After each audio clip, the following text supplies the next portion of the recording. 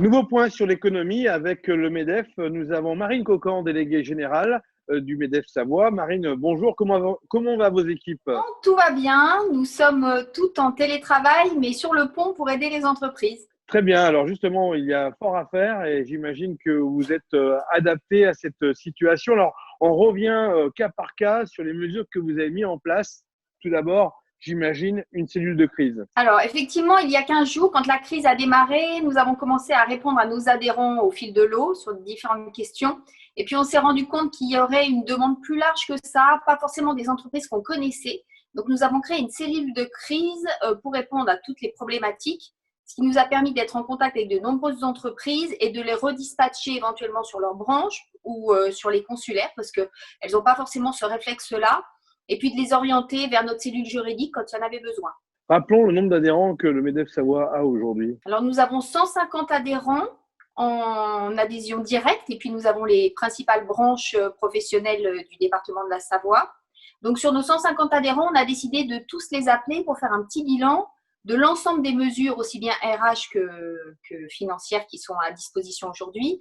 Et donc, on les appelle pour faire un diagnostic avec chacune et voir comment on peut les aider. Donc, vos effectifs sont en place. Vous communiquez, j'imagine, par visioconférence. Oui, c'est ça. Nous sommes en contact. Nous avons des réunions d'équipe tous les matins par Skype. Et puis, de toute façon, on répond à nos entreprises, soit par mail, soit par téléphone. Donc, ça n'a rien changé dans notre fonctionnement. Notre service recrutement fonctionne toujours. Donc, évidemment, plus d'entretien en face à face. Pas mal d'entreprises de l'agro qui recrutent. Malheureusement, pour les autres, elles ont parfois mis un peu en stand-by leur recrutement. Mais Pauline Dubost continue à fonctionner avec les entreprises et fait du sourcing actuellement pour elles. Alors, quand vous dites que l'agro recherche des emplois, est-ce que vous avez quelques exemples à nous donner? Alors, l'entreprise Raffin, je peux le dire parce qu'elle a largement communiqué dans la presse, s'est trouvée face à une pénurie de main-d'œuvre au vu de la demande des consommateurs, puisque tout le monde a fait des réserves. Et donc, leur demande a plus que doublé. Donc, ils ont eu besoin, puisque eux avaient également des salariés en arrêt, et donc ils ont eu besoin de renforts de main-d'œuvre. Donc, nous avons mis en place avec les domaines skiables et le cluster montagne une plateforme qui peut mettre en contact les personnes qui sont en chômage partiel et qui souhaiteraient pouvoir travailler dans les entreprises de l'agro. C'est presque un acte citoyen et on a recruté des personnes qui avaient un tout autre métier et qui ont voulu faire cet effort pour travailler pour la communauté. La grosse interrogation pour l'ensemble des entrepreneurs, c'est bien sûr les prêts que les banques vont mettre en place ou mettent en place. Et il y a un peu des flous, des interrogations. Alors, sur le papier, c'est assez facile, c'est garanti par la BPI et on doit se retourner vers son banquier.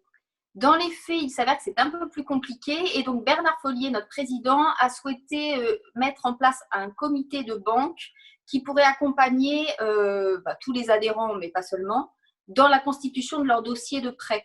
Donc, nous sommes en train d'élaborer ça et nous ferions une fois par semaine une visioconférence à destination de toutes les entreprises qui auraient besoin d'aide technique. Marine Cocan, j'imagine que le MEDEF poursuit ses investigations et puis il y a des effets d'annonce tous les jours, donc il faut s'adapter en tant qu'entrepreneur à tout cela. Alors en fait, nous sommes en lien avec le MEDEF national qui nous décrypte toutes les mesures.